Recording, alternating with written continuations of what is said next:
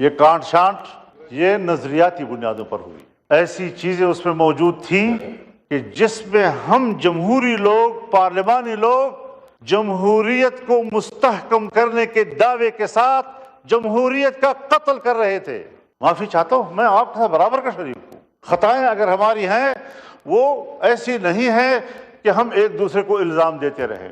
یہاں ایک مسئلہ اٹھا تھا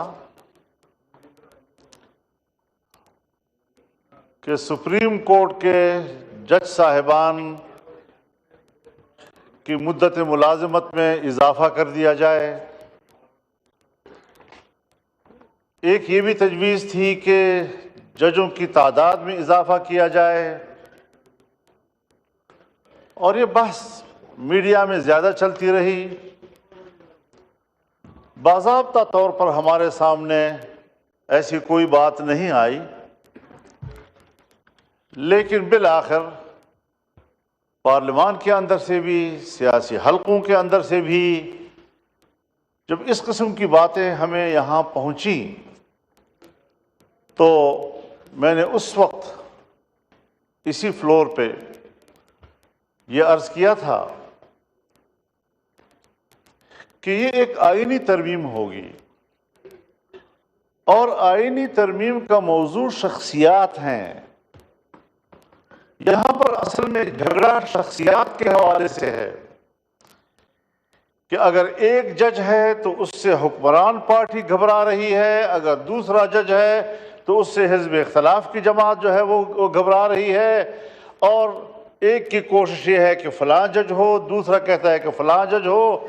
اس چیز میں ایک مسئلہ پھنس گیا تھا، جس کے لیے میں نے عرض کیا تھا کہ آئینی ترمیم کو شخصیات کے تنازع میں یرغمال نہ بنایا جائے، بلکہ آئینی اصلاحات لائی جائے باقاعدہ طور پر، اور ملک کے عدالتی نظام کو ٹھیک کیا جائے. اب ظاہر ہے یہ میرا ایک تصور تھا، اور ہمارے مد نظر تھا یہ کہ 2006 میں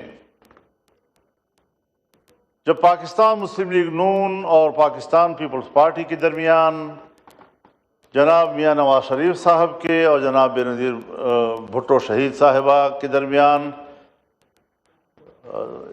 چارٹر آف ڈیموکریسی یا میثاق جمہوریت پر دستخط ہوئے تو اس کو ایک پذیرائی ملی، اس کے مندرجات کو ایک پذیرائی ملی، اور اس کے اندر ایک آئینی عدالت کا تذکرہ تھا.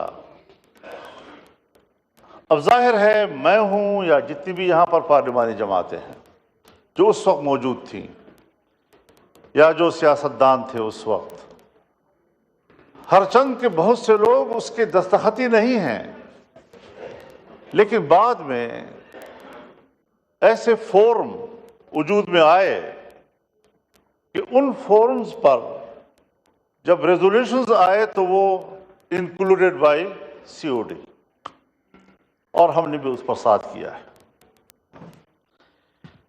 لیکن جناب اسپیکر، ہمیں ایک بات سمجھ لینی چاہیے کہ COD نہ تو آئین کا متبادل ہے، یہ نہ قانون کا متبادل ہے، یہ محض ایک اخلاقی معاہدہ ہے. ملک کے نظام کو بہتر کرنے کے لیے ہم اس سوچ پہ اتفاق کرتے ہیں، اور اپنے سیاسی اور جمہوری سفر میں جہاں ہمیں کوئی مشکل درپیش آئے گی تو ہم اس باہمی اخلاقی معاہدے سے رہنمائی حاصل کریں گے. اگر کہیں پر اس کا آئین سے تصادم ہو تو ظاہر ہے کہ پھر آئین پہ عمل ہوگا، لیکن اگر ہمارے پاس 2/3 اکثریت حاصل ہو کسی بھی پارٹی کے پاس، اور وہ اس COD کے اندر مندرجہ کسی معاہدے کے شق کے حوالے سے تبدیلی لانا چاہے تو لا سکتے ہیں، لیکن آئین مقدم ہوگا، اس پہ تو کوئی شک نہیں ہے. جناب اسپیکر، جب بات آئین کی آئے گی تو آئین میری نظر میں، بلکہ آپ سب دوستوں کی نظر میں، اس کی حیثیت ایک میثاق ملی کی ہے. یہ پاکستان کے ہر شہری کے درمیان ایک عمرانی معاہدے کی حیثیت رکھتا ہے، اور قوم کے بیچ میں، صوبوں کے بیچ میں، طبقوں کے بیچ میں، قومیتوں کے بیچ میں اگر کوئی کمٹمنٹ ہے تو وہ اس آئین کی بنیاد پر ہے، اس کی اساس پر ہم پاکستانی ہیں، اس کے اساس پر ہم پاکستان کے ساتھ ایک عہد و پیمان رکھتے ہیں۔ اس تصور کو سامنے رکھتے ہوئے آئین کی اہمیت کو ہمیں سمجھنا ہوگا۔ آئین ایک مستحکم دستاویز ہوتی ہے، اور جو دستاویز جتنی مستحکم ہو اتنا ہی اس کے اندر ترمیم و تغیر کرنا بھی ذرا مشکل ہوتا ہے۔ ہم سادہ اکثریت سے قانون پاس کر لیتے ہیں، لیکن آئین میں تبدیلی ہمیں 2/3 اکثریت سے کرنی ہوتی ہے۔ اگر ہم عذر شریعت دیکھ لیں، کتاب اللہ پوری امت کا سب سے زیادہ مستحکم دستاویز ہے۔ کسی کا مجال ہے کہ اس کے اندر ایک لفظ کا آگے پیچھے کر لے، زبر زیر کی تبدیلی کر دیں؟ کسی پیغمبر تک کو بھی اجازت نہیں۔ جتنا وہ مستحکم دستاویز ہے اتنی ہی اس کے اندر استحکام پایا جائے گا، اس میں تغیر اور تبدل نہیں ہوگا۔ ہم انسانی قوانین، انسانی ضابطوں کی بنیاد پر بھی اسی اصول کو لیتے ہیں کہ اگر ہمارے سامنے کوئی مستحکم دستاویز ہے تو اس میں تغیر و تبدل ذرا مشکل کام ہوتا ہے، اور اگر عام قانون ہے تو اس میں تبدیلی جو ہے اس کے لیے نسبتاً آسان ہوتی ہے۔ ہم ذرا آئین کی بھی تاریخ دیکھ لیں، اور ہم ذرا آئینی ترامیم کی بھی تاریخ لے لیتے ہیں۔ میں ان متنازع ترامیم کی بات نہیں کرتا جو کسی نے یا اپنی اکثریت کی بنیاد پر کرا دیے یا کسی ڈکٹیٹر نے کرا دیے۔ میں ان مثالوں کو مد نظر رکھوں گا جو ہمارے لیے آئیڈیل ہو سکتے ہیں، اور جس کو ہم اپنے لیے ایک رہنما اصول کے طور پر اپنا سکتے ہیں۔ جیسے کہ میرے عزیز گرامی بلاول بھٹو صاحب نے اس کا ذکر بھی کیا، اور میں بھی بڑے فراخ دلی کے ساتھ آج کی اس آئینی ترمیم کو آخری شکل دینے میں ان کی بھرپور کاوشوں کو خراج تحسین پیش کرتا ہوں۔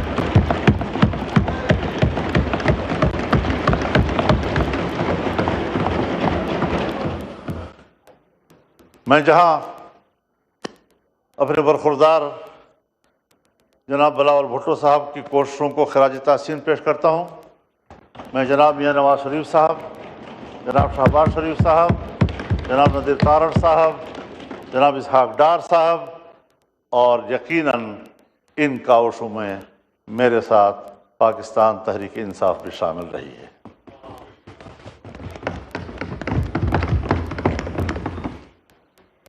میں نے خود اس میں جو کردار ادا کیا، جو اللہ نے مجھے توفیق دی، میں نے اپنی بھرپور کوشش سے ایک متفقہ آئینی ترمیم بنانے میں محنت کی اور کوشش کی، اور اللہ کے فضل و کرم سے اللہ نے مجھے اس میں کامیاب کیا ہے۔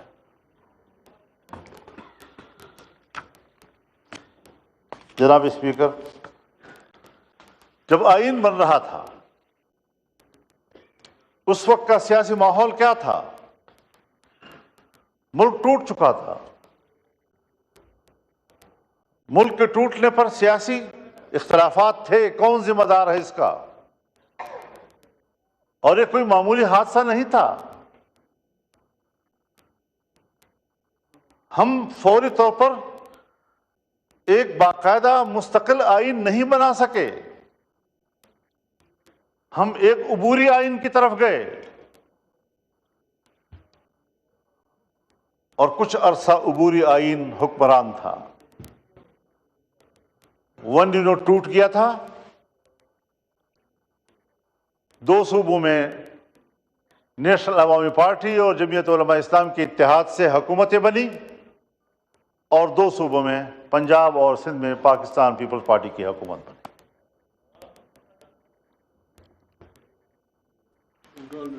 ایسے وقت میں جبکہ بلوچستان اسمبلی کو توڑ دیا گیا اور جس پر احتجاج کرتے ہوئے میرے والد صاحب جو اس وقت صوبہ سرحد کے ونی نوٹ کے بعد پہلے وزیر اعلیٰ تھے، انہوں نے احتجاجاً استعفیٰ دے دیا اور 9 مہینے سے زیادہ ان حکومتوں کی عمر نہیں رہی۔ اب ظاہر ہے کہ یہی چیزیں سیاسی ماحول میں شدت پیدا کرتی ہیں، اور اس شدت کے ماحول میں یہ تمام قیادت بیٹھی، جس میں خان عبدالولی خان موجود تھے، جس میں میرے والد مولانا مفتی محمود موجود تھے، جس میں پروفیسر غفور احمد موجود تھے، جس میں مولانا شاہ احمد نورانی موجود تھے، جس میں چودھری ظہور الہی موجود تھے، جس میں محمود علی قصوری موجود تھے، جس میں غوث بخش بدنجو موجود تھے۔ ان تمام اکابرین نے جناب ذوالفقار علی بھٹو اور ان کی جماعت کے ساتھ بیٹھ کر سن 73 کے آئین پر دستخط کیے، ایک متفقہ آئین اس قوم کو عطا کیا۔ بکھرے ہوئے سیاسی ماحول میں انہوں نے جس ذمہ داری اور بالغ نظری کا مظاہرہ کیا، وہ ہمارے لیے آج ایک مثال ہے، مشعل راہ ہے، اور ہمارا فرض ہے کہ ہم ان کو ایک اچھے مثال کے طور پر پیش کر کے اس کی پیروی کریں۔ جناب اسپیکر، یہ بڑے لوگ تھے، اب وہ نہیں ہیں۔ اب ہم جیسے ناکارہ لوگ بھی بڑے کہلاتے ہیں۔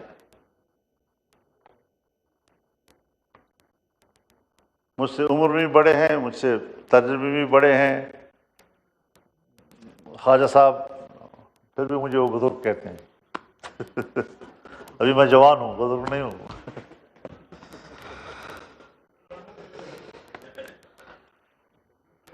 لیکن جب 18ویں ترمیم کے لیے ہم بیٹھے تو جناب اسپیکر، یہ بات ریکارڈ پر ہم 9 مہینے سے زیادہ عرصہ بیٹھے ہیں۔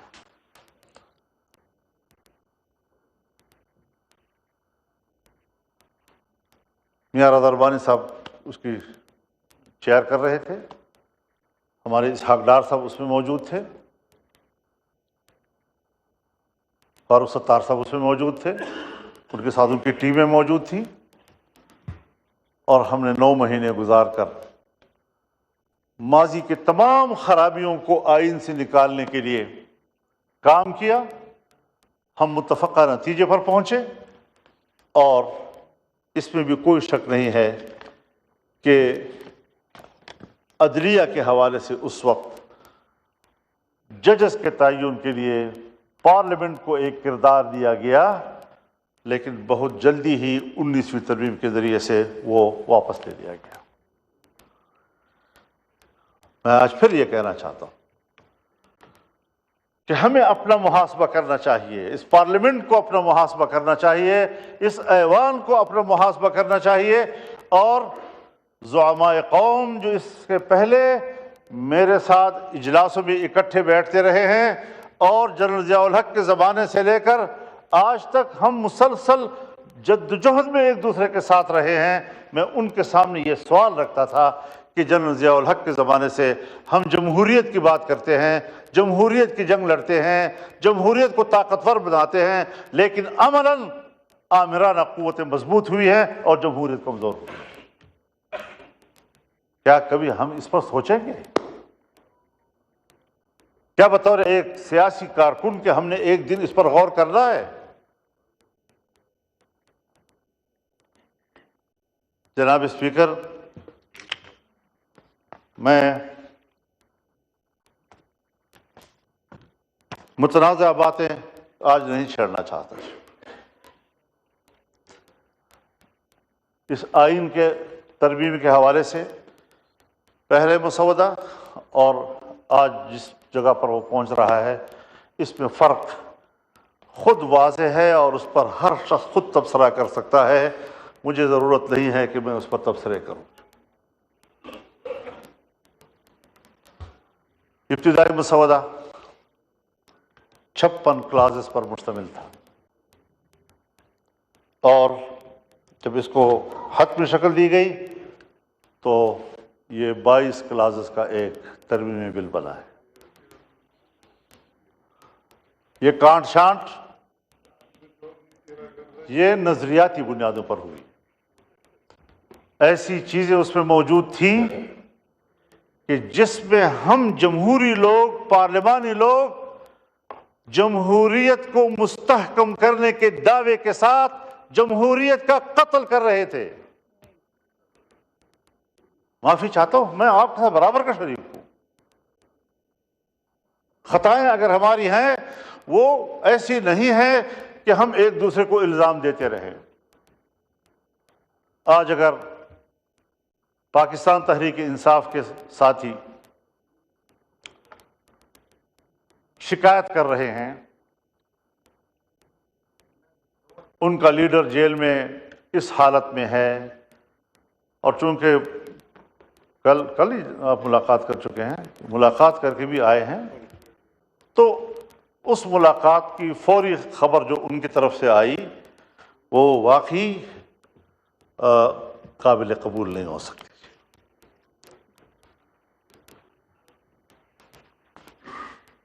جلسے اجتماعات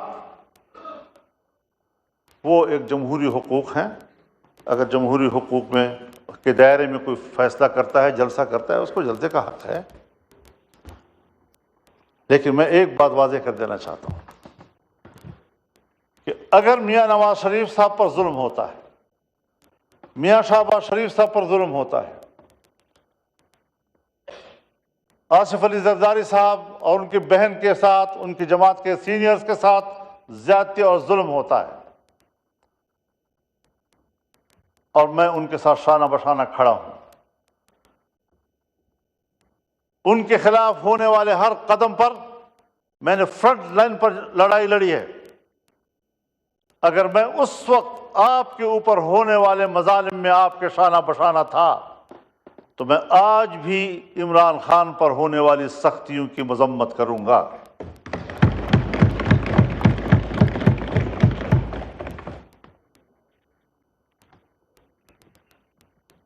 اس میں کوئی شک نہیں ہے کہ ایسے حالات پیدا کیے گئے کہ اپوزیشن تقسیم ہو جائے، لیکن میں نے نہ حکومت اور اپوزیشن کو تقسیم ہونے دیا ہے، اور نہ اپوزیشن کو آپس میں تقسیم ہونے دیا ہے، اور نہ پیپلز پارٹی اور مسلم لیگ کو آپس میں تقسیم ہونے دیا ہے۔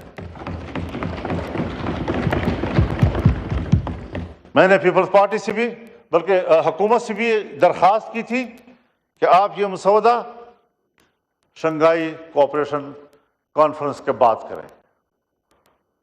میں نے پی ٹی آئی سے بھی درخواست کی تھی کہ ان دنوں میں آپ کسی قسم کا کوئی مظاہرہ نہ کریں۔ کیوں؟ باہر سے مہمان آ رہے ہیں، مہمان ویسے بھی قابل قدر ہوتا ہے۔ گھر میں بھی اگر بھائیوں کے اندر اور عزیزوں کے اندر میں تھوڑی سی کوئی خلش ہوتی بھی ہے تو بھی جب مہمان آتا ہے تو وہ مل کر اس کی خدمت کرتے ہیں، اس کی عزت کرتے ہیں، تو پھر گھر کے داخلی اختلافات اور ناراضگیاں بھول جاتے ہیں۔ یہ ہمارے معاشرے کا اساس ہے، اور میں نے اسی بنیاد پر یہ بات کہی تھی۔ میں شکر گزار ہوں جناب شہباز شریف صاحب کہ آپ نے اس مسودے کو ان دنوں میں اس پر کام کرنا چھوڑ دیا اور اس کو مؤخر کر دیا تھا۔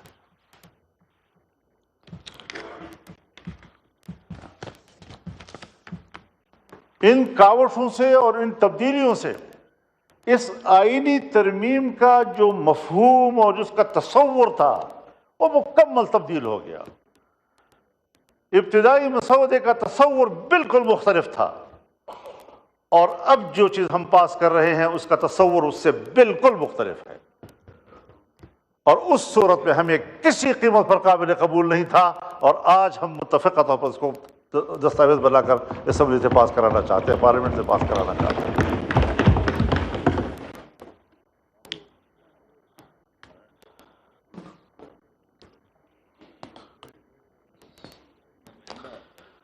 ہم آج بھی ایک بات کہنا چاہتے ہیں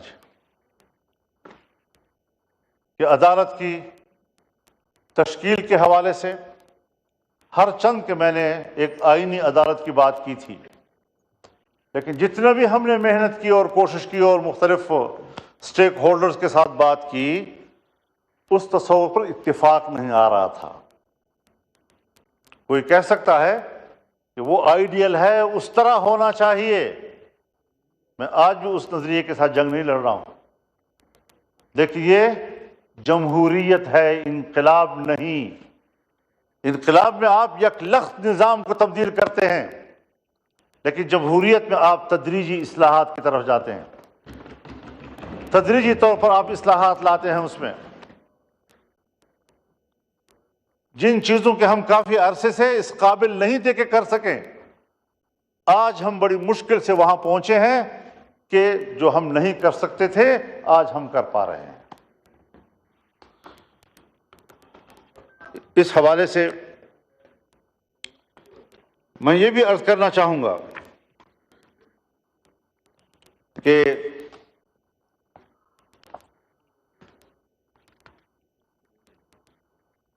پارلیمنٹ کو ایک بہت بڑا شرف حاصل ہو رہا ہے، اس پورے پارلیمنٹ کو ایک شرف حاصل ہو رہا ہے، اور پوری پارلیمنٹ جو اسلامی جمہوریہ پاکستان کی پارلیمنٹ ہے، اور پاکستان کے عوام جس کی اکثریت مسلمانوں کی ہے، جو دو قومی نظریے کی بنیاد پر ہمارے وجود میں آیا تھا، اور آج وہ فیصلہ دے رہی ہے کہ 2028 کے بعد ملک کے اندر ہر طرح کے سودی کاروبار اور معاملات یہ ممنوع ہوں گے اور کاروبار سے پاک ہوں گے۔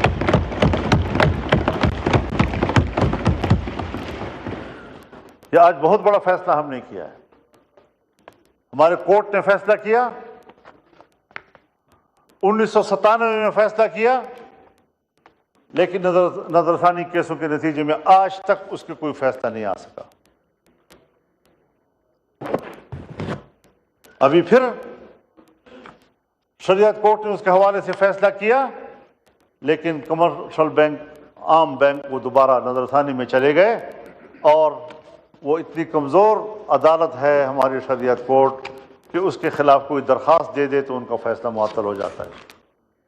اب اس کو مضبوط بنانا ہے، اور اللہ تعالیٰ نے بڑے واضح طور پر فرمایا ہے، یا ایھا الذین آمنوا اتقوا اللہ وذروا ما بقی من الربا ان کنتم مؤمنین، کہ اللہ سے ڈرو اور تمہارے ذمے جو سود کا کوئی مال ہے اس کو چھوڑ دو اگر تم ایمان والے ہو، اور اگر نہیں کرتے فإن لم تفعلوا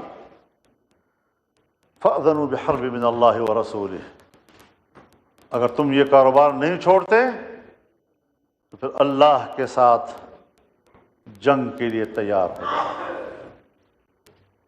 اور مفسرین نے لکھا ہے کہ سودی کاروبار کرنے والے آخرت میں جب اللہ کے سامنے پیش ہوں گے تو اللہ کہے گا تلوار اٹھاؤ، لڑو میرے ساتھ، جنگ کرو میرے ساتھ اگر تیرے اندر ہمت ہے تو۔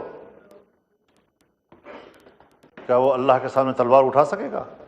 لیکن اللہ اسی پر اس کو شرمندہ کرے گا اور ذلیل کرے گا کہ تم نے دنیا میں سودی کاروبار کیا تھا، اب اٹھاؤ نا تلوار، میں نے تو تیرے خلاف جنگ کا اعلان کر دیا تھا۔ تو اس حوالے سے میں شکر گزار ہوں کہ حکومت میں شامل تمام جماعتوں نے ہمارے اس ترمیم کو قبول کر لیا ہے، اور ہم اللہ سے من حیث القوم معافی مانگیں، اور یہ پارلیمنٹ قوم کی نمائندہ ہے۔ ہم جب یہاں پر بیٹھ کر اس 77 سالوں کا جرم اس پر اللہ سے معافی مانگیں گے تو اللہ غفور الرحیم ہے، انشاءاللہ وہ پورے قوم کو معاف کر دے گا۔ ہر بات، یعنی آپ خود اندازہ لگائیں، جب پاکستان بنا اور ہم نے اسٹیٹ بینک آف پاکستان بنایا تو اسٹیٹ بینک آف پاکستان کی افتتاحی تقریب سے قائد اعظم محمد علی جناح نے خطاب کرتے ہوئے فرمایا کہ مغرب کے نظام معیشت نے ہمارے لیے مشکلات پیدا کی ہیں، بلکہ انسانیت کے لیے مشکلات پیدا کی ہیں۔ ہم ملک میں وہ نظام معیشت لائیں گے جو اسلامی تعلیمات کے مطابق ہوگا۔ ہر بات پہ ہم قائد اعظم کا حوالہ دیتے ہیں، یہاں ہمیں ان کا حوالہ کیوں بھول گیا؟ ہم نے کیوں اس ملک کے نظام کو ٹھیک نہیں کیا؟ تو یہ بھی آج اس ترمیم کی بہت بڑی کامیابی ہے، اور ساتھ میں شریعت کورٹ کے فیصلے جو لامحدود وقت کے لیے معطل رہتے تھے، اب اسے 1 سال تک کے لیے اس کی حد مقرر کر دی ہے کہ اگر 1 سال کے اندر تک اس کا فیصلہ نہ ہوا تو پھر آگے جا کر سپریم کورٹ اس پر کوئی رائے دے سکے گا، لیکن وہ پابند ہوگا اس کا۔ اور شریعت کورٹ کے اندر کے ججز وہ اپنی کورٹ کا چیف جسٹس نہیں بن سکتا تھا، آج کے بعد وہ خود اپنے عدالت کا چیف جسٹس بن سکیں گے۔ اسی طریقے سے اگر شریعت کورٹ کے فیصلے کے خلاف اپیل کی گئی اور 1 سال میں کوئی فیصلہ نہ آیا اس اپیل کے حوالے سے، تو شریعت کورٹ کا فیصلہ خود بخود مؤثر ہو جائے گا۔ یہ بھی ایک بڑی مثبت پیش رفت ہے اس حوالے سے، اور میں شکر گزار ہوں کہ ہماری اس وقت جو حکومت میں بیٹھے ہوئے اراکین ہیں انہوں نے اس کو حمایت بخشی ہے۔ اس حوالے سے اسلامی نظریاتی کونسل کی سفارشات، ہم سن 1973 کے آئین کی بات کرتے ہیں، ہم سن 1973 کے آئین کی ترامیم کی بات کرتے ہیں۔ سن 1973 کے آئین کے بنتے ہی اسلامی نظریاتی کونسل قائم ہوئی۔ سوال پیدا ہوا کہ جب ہم نے آئین میں کہہ دیا ہے کہ اسلام پاکستان کا مملکتی مذہب ہوگا، جب ہم نے آئین میں کہہ دیا ہے کہ تمام قوانین قرآن و سنت کے تابع ہوں گے، جب ہم نے آئین میں کہہ دیا ہے کہ کوئی قانون قرآن و سنت کے خلاف نہیں ہوگا، شریعت کے مطابق قانون، اب یہاں پر تو مسلکی اختلافات ہیں، مذہبی اختلافات ہیں، کس فرقے کے قواعد و ضوابط اور ان کے فقہ کے تابع قانون بنے گا؟ تو یہ ایک کونسل بنائی گئی جس میں تمام مکاتب فکر کے علماء کی نمائندگی، ماہرین قانون و آئین، ریٹائرڈ ججز اس کے رکن بنے۔ لیکن آج 2024 تک سن 73 میں بنے ہوئے اسلامی نظریاتی کونسل کی سفارشات پر جو کہ مکمل ہو چکے ہیں، ایک قانون سازی بھی نہیں ہوئی، ایک قانون سازی بھی۔ کیا یہ ہم سب کے لیے باعث شرم بات نہیں ہے؟ تو اس حوالے سے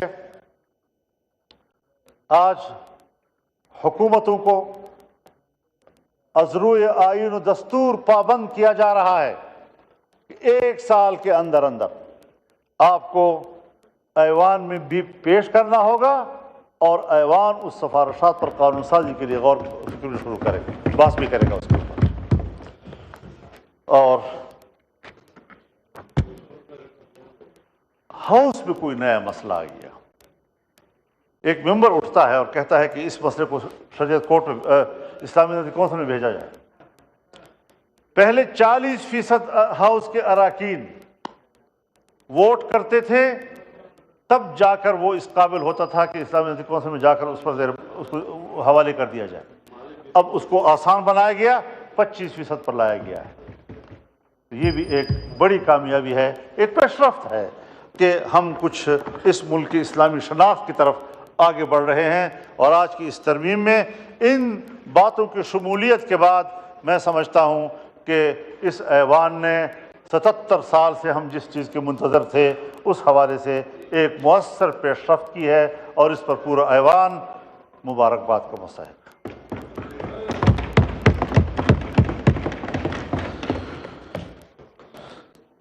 تو جناب اسپیکر،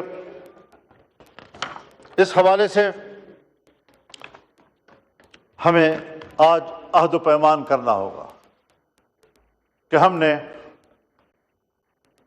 صرف وہی سفر آگے جاری رکھنا ہے کہ جس میں یہ ملک اور اس ملک کا آئین کا بنیادی ڈھانچہ جو اس سے پہلے بھی واضح ہو چکا ہے، اور اس کا بنیادی ڈھانچہ 18ویں ترمیم کے وقت بھی اس پر اتفاق رائے کیا گیا، بعد میں بھی مختلف فورمز پر اس پر اتفاق کیا گیا کہ سب سے اولین چیز وہ اسلام ہے، یہ ملک اسلامی ہے، یہ ملک مذہبی ہے، یہ ملک سیکولر نہیں ہے، اور یہ ملک جمہوری ہے، یہ آمرانہ نہیں ہے، یہاں آمریت نہیں چلے گی۔ تو ایک مذہبی ملک ہے، اسلام اس کا مذہب ہے، اور دوسرا یہ جمہوری ملک ہے، یہاں پر کوئی آمریت نہیں ہوگی۔ جمہوریت کا لفظ یہ آمریت کی نفی کرتا ہے۔ اور تیسری چیز ہمارا وفاقی نظام ہے کہ ایک وفاق کے نیچے 4 وحدتیں ہیں، مزید بھی ہو سکتی ہیں، لیکن اس میں آئینی ترمیم کرنی ہوگی۔ تو یہ بھی ایک بنیادی چیز ہے کہ ہم ایک وفاقی نظام رکھتے ہیں، اور ہم کسی ون یونٹ کو تسلیم نہیں کریں گے، اور صوبوں کے اختیارات ہوں گے۔ صوبوں کو 18ویں ترمیم کے ذریعے سے اختیارات دیے گئے ہیں، اور ظاہر ہے کہ 1973 میں آئین بنا، جو اختیارات اس وقت آئین میں صوبوں کو دیے گئے تھے، اس میں کہا گیا تھا کہ مزید اختیارات میں اضافہ 11 سال تک کیا جائے گا۔ 11 سال بھی گزر گئے، اور پھر بھی 11 سال گزر گئے، اور پھر بھی 11 سال گزر گئے، اور کہیں جا کر 2018 میں ہمیں یہ موقع ملا۔ اور پھر یہ اسلام کے حوالے سے پیش رفت، سن 73 میں آئین بنا، ایک قانون سازی نہیں ہوئی، کم از کم آج ہمیں اس حوالے سے بھی یہ تدریجی عمل ہے، ایک جمہوری انداز ہے۔ ہم تاخیر کر رہے ہیں تو یقیناً گناہ کے مرتکب ہو رہے ہیں، لیکن اگر ہم نے تیزی کی اور ہم نے جمہوریت کو مستحکم کیا تو ہمیشہ کے لیے ڈکٹیٹر یا امیرانہ سوچ رکھنے والی قوتیں مایوس ہو جائے گی۔ ہم نے ہمیشہ ان کو دعوت دی ہے، ہم اس کے گناہ گار ہیں، ہم نے غلط فیصلے کیے ہیں ہمیشہ اس حوالے سے۔ تو آج ہم ایک اچھی پیش رفت کی طرف بڑھ رہے ہیں۔ ہم نے جو بھی کوشش کی اور محنت کی ہے، اسی حوالے سے کی ہے کہ پارلیمنٹ عوام کی نمائندہ ہے، عوام کے پاس خود اعتمادی ہونی چاہیے، عوام کو ہم نے خود اعتمادی دینی ہے کہ فیصلے آپ نے کرنے ہیں، آپ کے نمائندوں نے کرنے ہیں، کسی نے باہر سے آ کر ہم پر فیصلے مسلط نہیں کرنے۔ اور الحمدللہ اس بار ہم اس میں کامیاب ہوئے ہیں۔ میرے خیال میں ہم نے اس پر ووٹ کرنا ہے۔ اگر ہمارے تحریک انصاف کے دوست اس پہ، چونکہ ان کی بھی محنت شامل ہے میرے ساتھ، یہاں تک جو ہم پہنچے ہیں، جتنی میٹنگیں میری حکومتی ٹیموں کے ساتھ ہوئی ہیں اتنی ہی ان کے ساتھ ہوتی رہی ہیں۔ ایک لمحے کے لیے ایسا نہیں ہوا کہ ہم نے کچھ باتیں طے کی اور ان کے نوٹس میں ہم نہیں لائے، ہر بات ان کے نوٹس میں لائے ہیں۔ جہاں ان کے ذہن میں کوئی اشکالات آتے تھے وہ تشریف لائے، انہوں نے ہماری رہنمائی کی، اور آج جہاں ہم پہنچے ہیں میرے خیال میں ان کا ایوان کے اندر برابر کا حصہ ہے۔ اب یہ اور بات ہے کہ وہ احتجاجاً ووٹ نہیں کر رہے ہیں، اور وہ اپنا احتجاج ریکارڈ کروانے کے لیے ووٹ آپ کے ساتھ نہیں کر رہے ہیں، تو میں اس پر ان کو مجبور نہیں کر سکتا، بلکہ میں سمجھتا ہوں کہ یہ ان کا حق بنتا ہے کہ اپنا احتجاج نوٹ کرائیں۔ بہت شکریہ آپ کا۔